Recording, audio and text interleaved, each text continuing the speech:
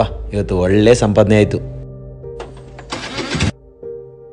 ಓ ಯಾಕೆ ಗಾಡಿ ಸ್ಟಾರ್ಟ್ ಆಗ್ತಾಯಿಲ್ವಲ್ಲ?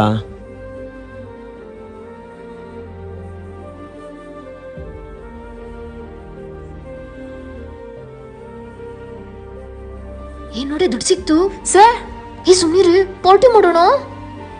ಬೇಡ ಕಣೆ, ಆಟೋದವ್ರ ಪಾಪ. ಹೋಗೆ. ಹಲೋ, ಹಾಂ ಅಮ್ಮ ಸಂಪಾದನೆ ಆಗಿದೆ, ಮೆಡಿಸಿನ್ ತಗೊಂಡು ಬೇಗ ಬಂದ್ಬಿಡ್ತೀನಮ್ಮ. ಬೇಗ ಹುಷಾರಾಗ್ತೀರಮ್ಮ. ಬರ್ತಾ ಇದ್ದೀನಿ.